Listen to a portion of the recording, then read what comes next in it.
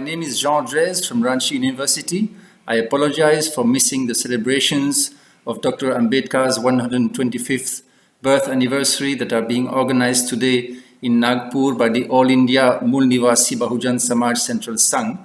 I promise to make up for this by visiting Nagpur sometime later this year. And meanwhile, I appreciate and support your efforts not only to celebrate Dr. Ambedkar's birthday, but also to turn the 14th of April into National Equality Day and International Day of Humanism and Enlightenment. It is often the case that ideas that suit the privileged and the powerful flourish, while ideas that don't suit them fall into oblivion. One can find many examples of that. For example, in economics, the idea that self-interest and competition lead to efficiency and even to some sort of social optimality has received a lot of attention. It does, of course, suit the privileged because it indicates that they deserve what they have. There is perhaps an element of truth in those ideas, but so is there in the idea that cooperation is very important for social life and even for economic success. But those ideas have received comparatively little attention, even though people like Peter Kropotkin have drawn our attention to them more than 100 years ago.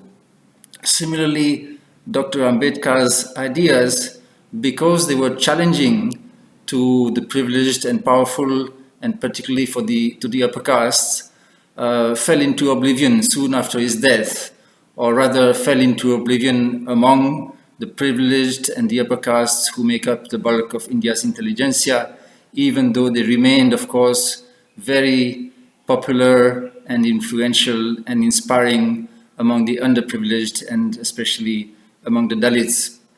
In recent years, there has been a revival of interest in Ambedkar's ideas, which is a very good thing.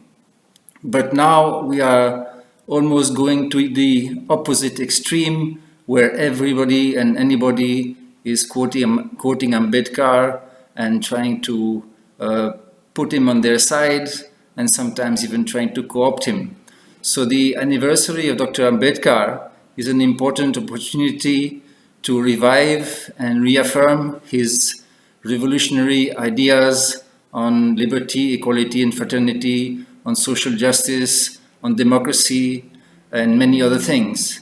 But it's also an important occasion to defend these ideas against appropriation and co-option by people whose ideology is actually contrary to Ambedkar's ideals. It is quite ironic, for instance, to see leaders of the Hindutva movement quoting and co-opting Ambedkar when their ideology is contrary to everything that Ambedkar stood for, including his commitment to rationality, which is an extremely important part of his thought and is completely negated by the ideology of Hindutva, which stands for abdication of rationality and submission to authority. So I really welcome the efforts of the All India Mool Nivasi Bahujan Samaj Central Sangh to celebrate Dr. Ambedkar's birthday and to keep his ideas alive and to reaffirm and clarify the essence of his ideas. And as I said, I will try to join you on another occasion, and meanwhile, I wish you all the best. Jai Bhim.